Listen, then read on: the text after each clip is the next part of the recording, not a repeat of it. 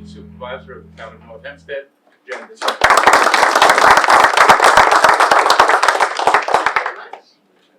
Okay. Well, no, it's wonderful. It's wonderful to see a full house. It's a pleasure to be here. Thank you so much for inviting me.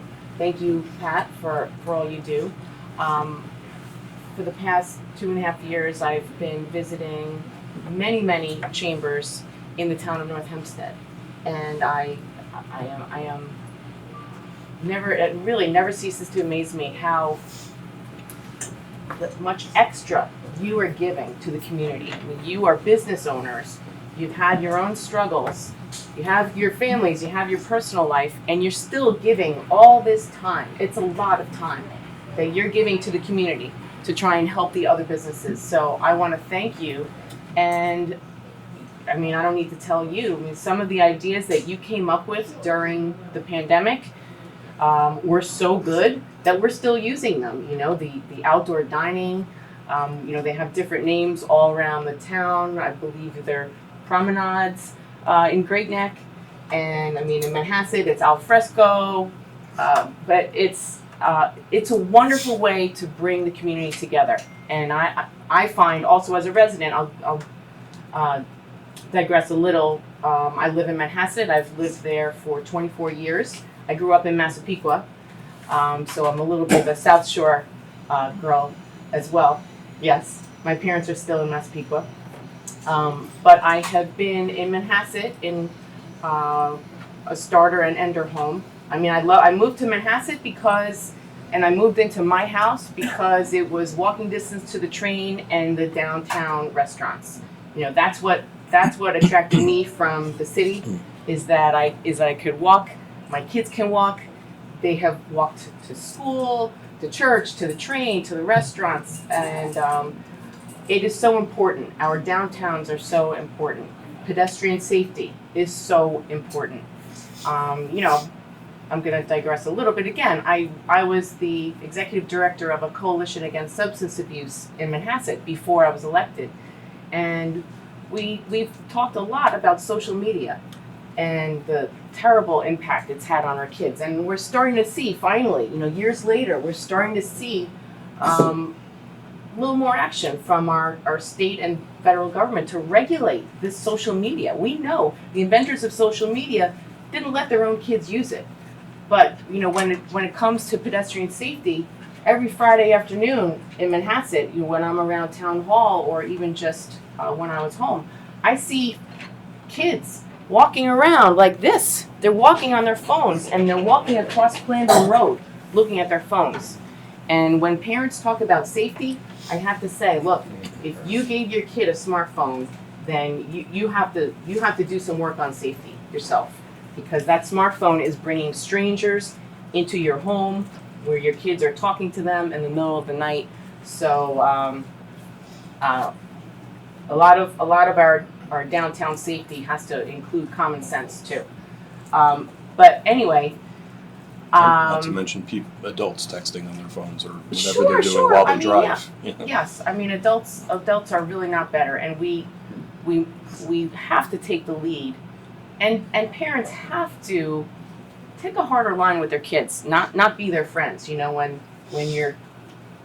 my kids were younger, and you know this wasn't that long ago, but I was able to hold off until they were going to start middle school at 7th grade. I was able to do that. These days, parents feel too much pressure, and they're giving their kids smartphones and social media when they're in 2nd and 3rd grade, and they can't handle the consequences of social media. So, you know, I would love to see a lot of community, you know, joining in this effort to empower parents to say no, to say, look, this is. In the old days, it was the danger of the white van, you know, strangers pulling up and luring kids into a white van. Now the danger is on their phone. It's coming from strangers and their friends on their phone in the hurtful language and in, you know, really talking to people posing as kids but who are adults. So let's get back to town supervisor. So I'm an attorney. I did a lot of nonprofit work. I was blessed to be able to have us be a one lawyer family.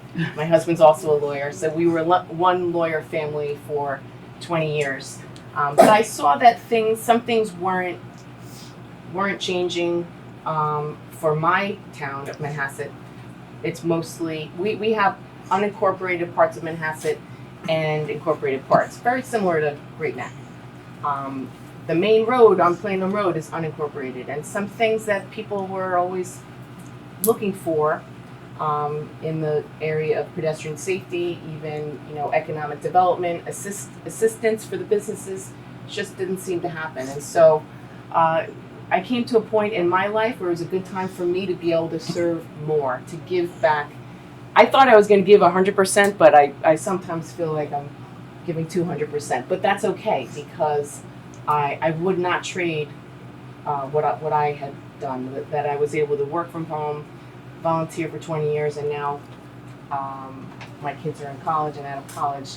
I am thrilled to be able to work with people like you and give 200%. So, the building department had been a source of complaints for many years, and I did believe, and I think that residents believed that a new person who had no connections to the building department, I really came into this fresh-faced, no family in government or politics, no one employed by the town. So I did come in and try to assess and say, what can we do better here? I offered some reforms. The reforms were not welcomed. The change was not welcomed by the town board when in my first year. So I asked for and I asked the county controller, is this an appropriate subject for an audit? County controller took a look and said yes. So Nassau County did an independent audit of the building department. It took a little while, but we have it now, and we will be announcing changes this summer. Changes have begun. A lot of people have told me they are finding that people are more responsive, and I believe it is because this audit confirmed some of the things I had said, that there was not appropriate management going on, and that we can do better. We owe our residents better. So one of the things that all businesses want is a business-friendly environment, and that's the direction we're aiming for, and that's what our management team will be asked to do.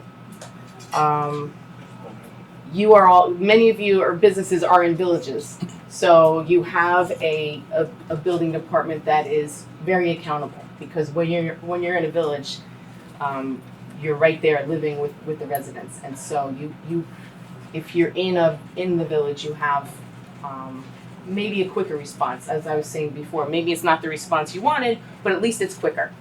And so my goal is that the town also becomes quicker to respond, and that we are more open.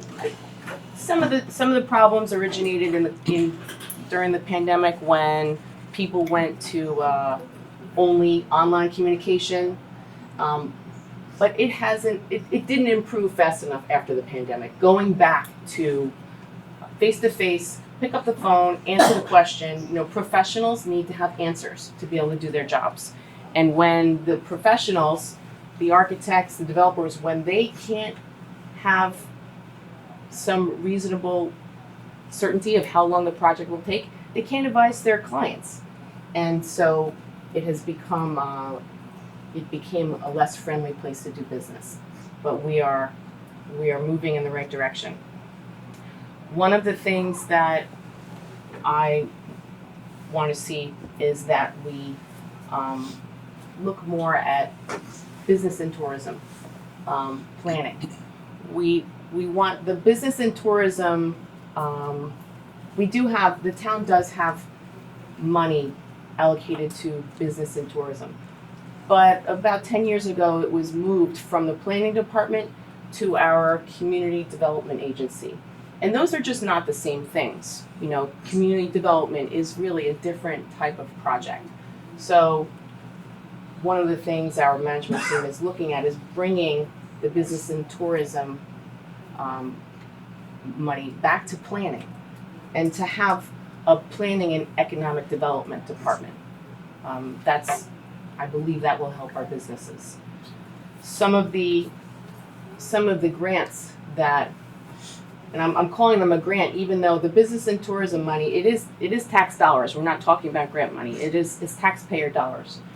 But they've been going out under business and tourism grants to the same businesses every year.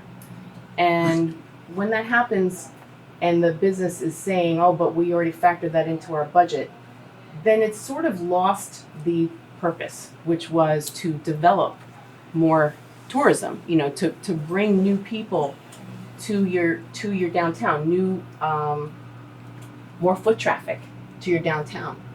And so and the grants seem to all be going to the same places. So we want to make sure that we are helping the downtowns all around North Hempstead, including Great Neck. But we want to look at what is really an idea that's going to improve, that's going to add new customers and improve the foot traffic in your area.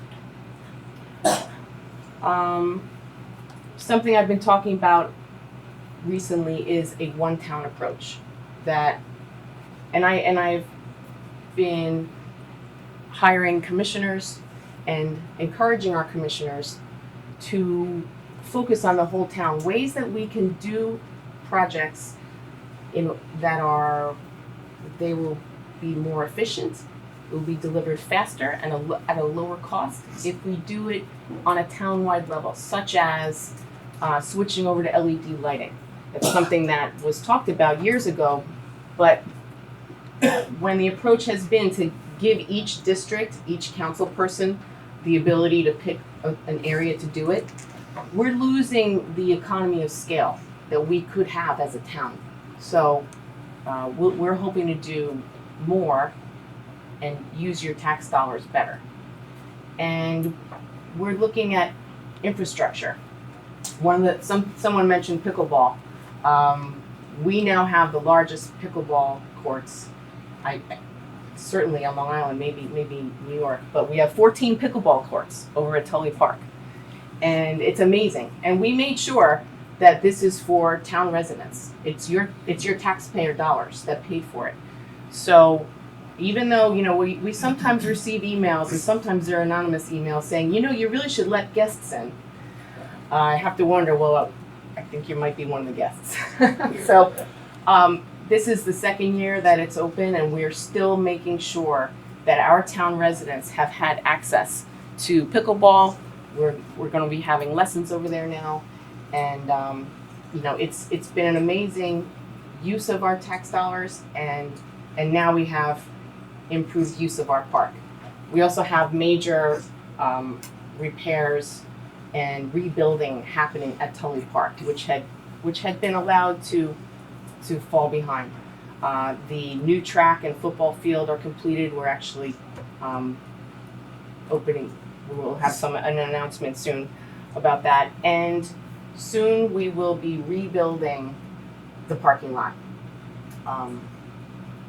It's not just a repaving. You know, Tully parking lot has been repaved many times, but unfortunately, it was built on a landfill, so it's complicated. We repave, and within just a few years, we get the sinking holes again, and the condition is really not acceptable. So rather than do another repair that will last, you know, maybe 5 years, we're doing a rebuild. We're going to put a geogrid in that will support the pavement better. We'll be doing new lights. We're redoing the field that the fire departments use for their training. So it's a major job. It took a little longer than some would have liked to get started, but it will be happening very soon. And that is actually thanks to a new commissioner of our Department of Public Works. We had no commissioner for 5 years, but this year I was able, with the support of the town board, to hire a great first woman ever commissioner of DPW. She's an engineer, she's a Port Washington resident, so she is very excited to be making these improvements in her own communities. So other infrastructure projects, we're doing a major sewer project in Manhasset, and the Manhasset Chamber of Commerce, your successors really have worked tirelessly for that, because a business can't just create a sewer by itself. You have to have the support of your government to do that. So thanks to a $5 million grant that Assemblywoman Gina Saliti was able to get, and ARPA money that the town received because of the COVID pandemic, we now have a line that is under Plandome Road. It connects right to the Great Neck Water Pollution Control District, and we will be helping the businesses to connect to the sewer. That is going to attract restaurants, and it's going to save these business owners a fortune. And it's going to help our environment, because we have a diner. They've been there 60 years, and they have a truck come in every week to pump their septic tank. So no more truck, and they'll save a fortune because they'll be able to connect to the sewer. So that's a great infrastructure project. And over in Carl Place, we're finally going to do the sidewalks there. There's been a battle between the county and the town. You do the pavement first. No, you do the sidewalks first. But we put some of our ARPA money towards that to do this infrastructure project. There are downtowns all around the town of North Hempstead, so we want to make sure everyone is being attended to. Another thing that helps businesses is that I was able to lower taxes the first 2 years of my administration. That helps the businesses, helps the residents. We were able to have a 5% tax cut the first year and a 10% tax cut the next year. So, you have a lot of costs. You have costs that go up, and every dollar that we can reduce of your tax burden, it helps. Obviously, you all know that, I can't affect your school taxes, but a dollar is a dollar. And so we have managed better. We have made sure that every request for an expense is evaluated, and that we make sure we don't spend more than we need to give you the same level of service that you've always had. But we can do it better when we ask those careful connections. So I'd be happy to take questions. I've been kind of talking all around. Those are the basics of what I have been trying to do. Something about reaching me that some people say, I can't reach you. The best way to reach me is to send me an email. DeSenaJ@northhempsteadny.org. And when that email comes in, I see it and my staff sees it, and the appropriate staff starts working on it. And some people say, but I get that response. The response has the phone number. So if it's a really immediate need, the phone number is 516-869-7604. What was your email address again? DeSenaJ@northhempsteadny.gov. I might have said that word before. It's .gov. So that is the best way to reach me. I have met a lot of you in the rooms. A few people I haven't met yet. I have been out as much as I can. I'm very often reachable just by seeing me at an event. But then obviously to talk about a project, we would want to sit down and get answers And so that's what I'll say about this too. I'm happy to answer every question I can, but I don't want to make up any answers. So I have a pen and I will bring questions back with me. Question? In regards to the building department, Yes. I know it's a monster of a project to try and reconstruct from their old ways to the new ways. And one of the issues is when you submit building permits and things like that, sometimes it hits a roadblock. I know that you put the portal into place now. Yeah. I think that's changed a lot. But one of the things that would be good is if there was an advocate whenever you're dealing with businesses, instead of it being like the sheriff in town, that it becomes a back and forth ping pong game. It might be better to have an advocate to say, if we're having problems, we're going to assign this guy to you and then put you into conjunction with him to try and expedite it. Because these plans can sometimes sit in the books for years before they finally get implemented. Some of the businesses along the Northern Boulevard corridor is in limbo. There's a couple of restaurants that are in limbo on Northern. But have you been able to address that monster as far as what's happening in the department? Well, as far as having an advocate, that had been done in the past, but we had an advocate who would just bring the question to the building commissioner. So it didn't help anybody. And really all it did was make more work for the building commissioner. We have people who are licensed by the state. The building commissioner has a license. The staff in there, they are the ones who need to be answering the questions. I don't think that delegating or creating a middleman is necessarily helpful to you. The real goal is to have the professionals answer the question. That's where I want to see us go. Building inspectors. Yeah. So the Nassau County audit, I think was a very good thing because I think the building department had to look in the mirror and say what they were really seeing. It was an independent audit. As an example, one of the items was the time that it took for documents to get through the building department. There was some follow-up done with that, and they actually compared pre-audit and post kind of audit timeframes going through the building department, and they were reduced.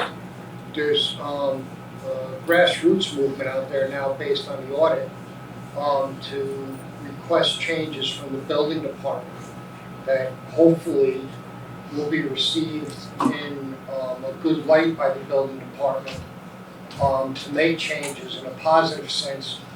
I'm going to say on the community side of the design and professional side of things to make the process better for everybody, not that it's just a one-sided process. So I think it was a very positive thing to do the audit. I think the audit was done very well. It didn't give any black eyes. Right.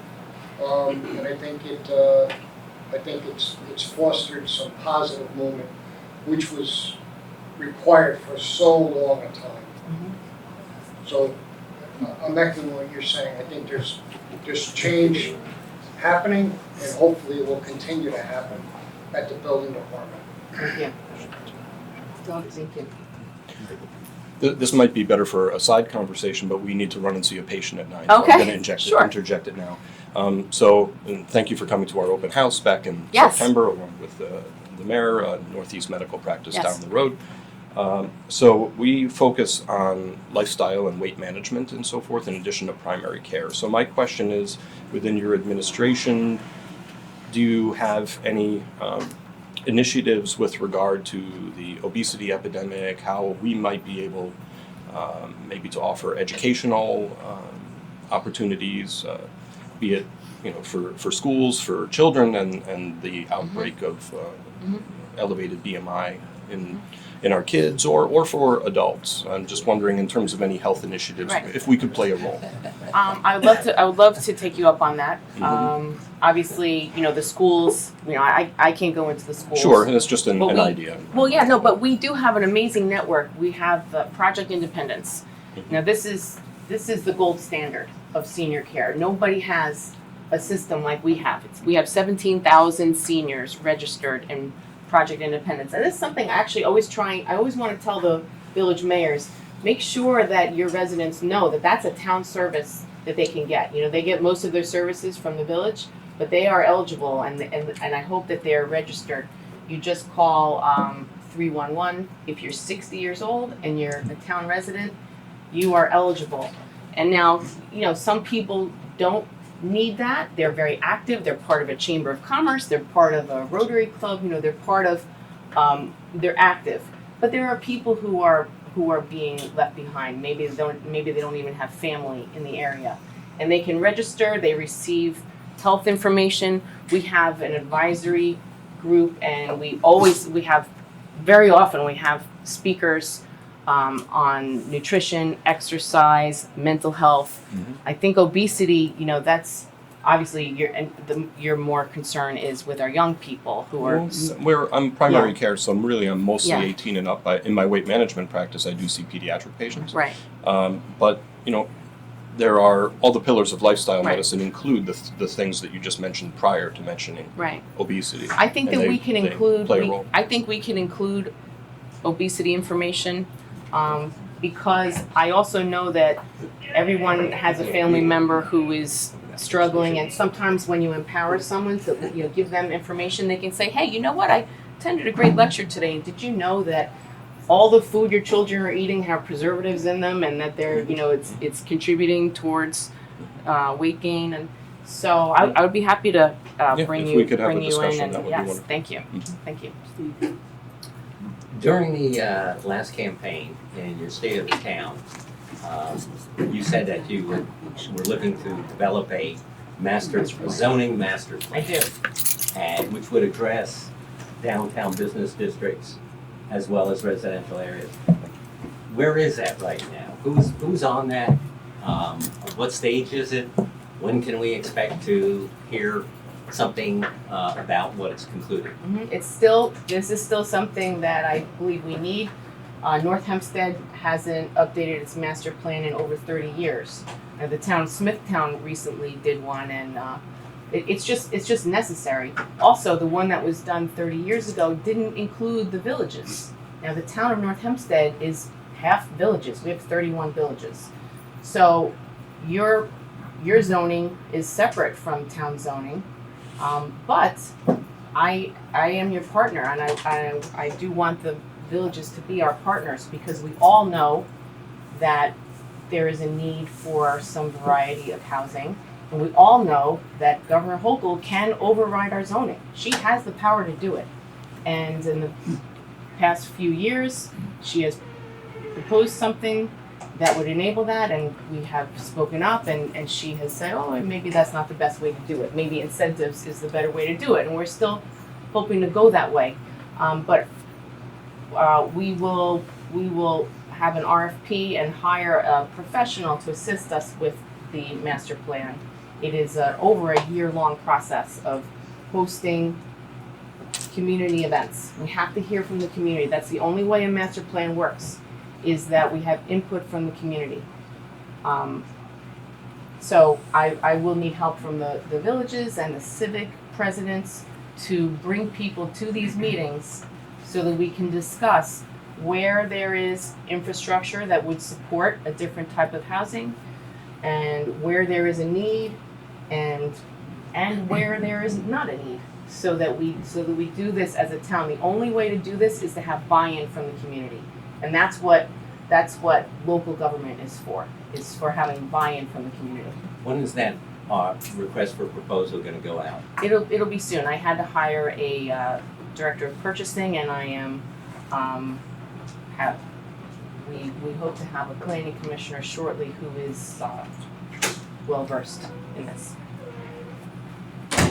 Yes. Is there any talk about maybe increasing the number of employees in the building department, examiners, or somebody, just so we can get paperwork through quicker?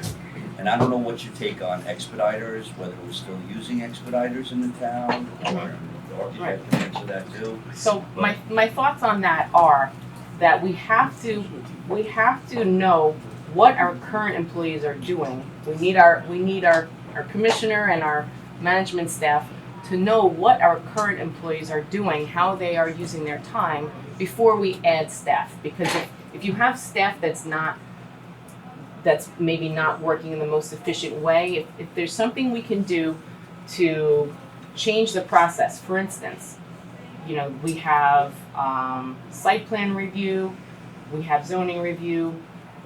then we have the plumbing inspectors, we have the electrical inspectors. If those things go in a sequence like this, then now we have a lot of time that the applicant has had to wait.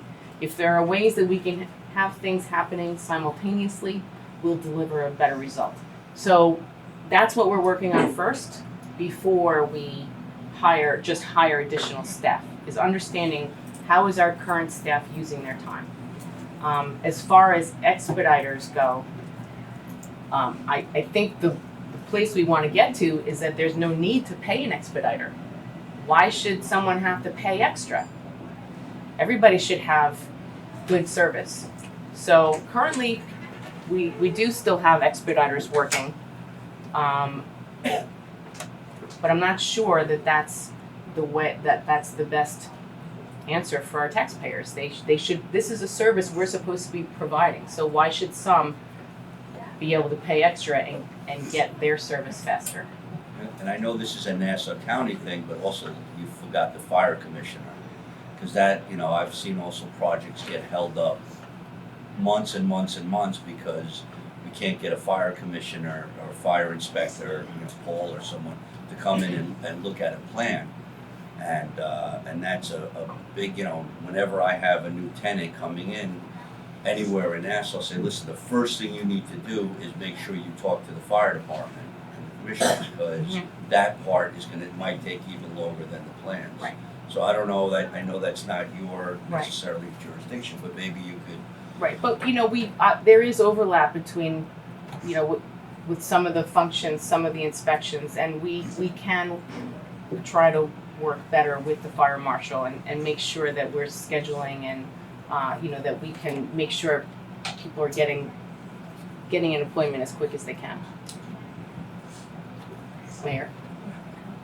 Thank you for your comments this morning. I have 3 topics that I would like your thoughts on. If I may introduce all 3 of them and then take them in whatever order you like. Got my pen. Thank you. I appreciate the courtesy.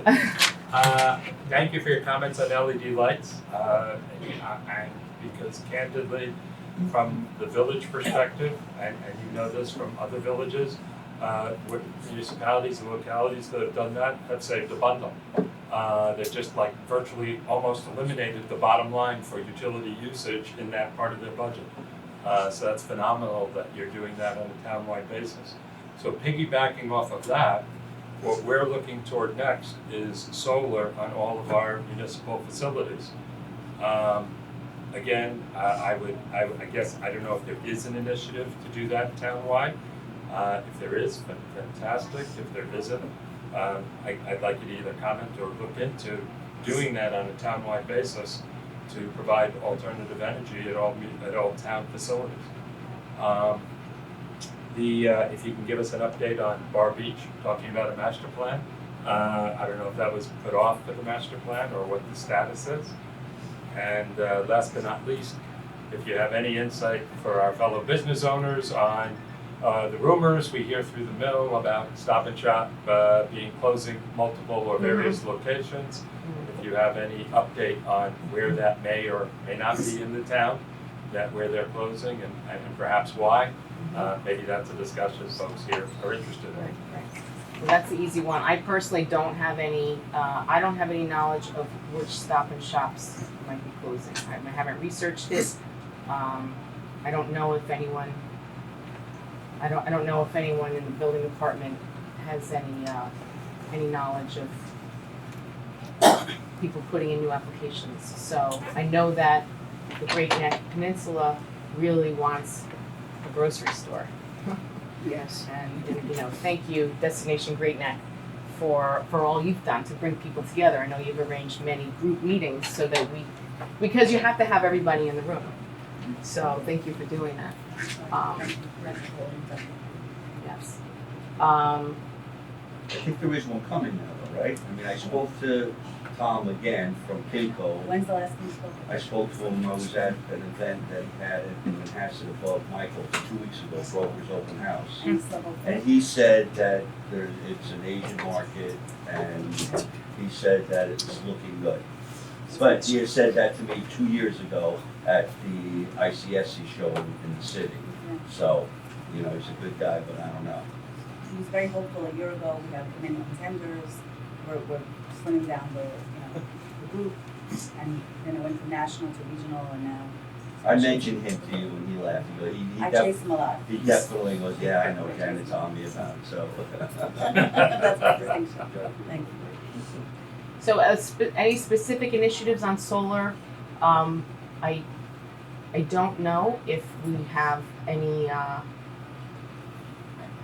don't know because we do have many infrastructure needs just within the town. We are working on a new roof for our highway building over on Denton Ave. But these are things that we should be looking at as we take care of our town infrastructure. I apologize for interrupting, but if you are putting a new roof on a building, even if you're not gonna do it townwide, that's the perfect time to see if that's a good location to install solar as a part of that project, at least for that building. Right. Thank you. Anyone else?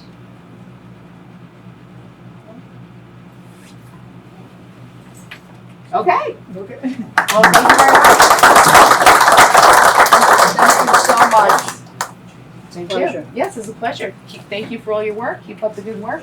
Thank Start you all. seeing you at the concerts. We have so many. Oh, Mayor Rosen left, but I mean his concerts in Firefighter Park are amazing. I'll see you at a lot of those, and we'll have our town concerts starting too. So I want to make sure that we're pushing the information about our concert schedule. I think a newsletter is coming out that will have the list Sure. very soon. Send it to us and we'll Good, get it good, on good. our social media Okay. as well. All right. Thank you for your time. Thank you. Thank you all for your time. It's most appreciated. Good morning. This is Pat Schneider, President of the Great Neck Chamber of Commerce.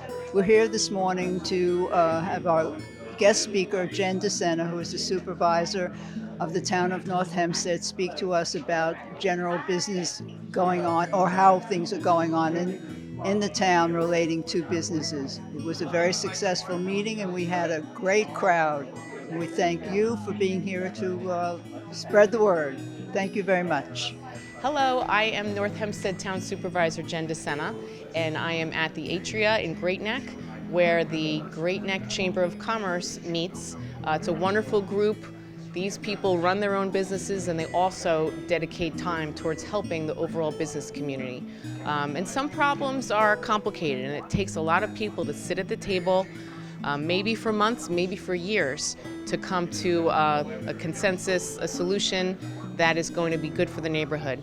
We, at the town, we believe in local government. You have buy-in from the community, from experts on traffic, experts on infrastructure, and then we make decisions based on the community's needs. We balance the needs of businesses and residents, and we try and do this with the best use of taxpayer dollars in mind.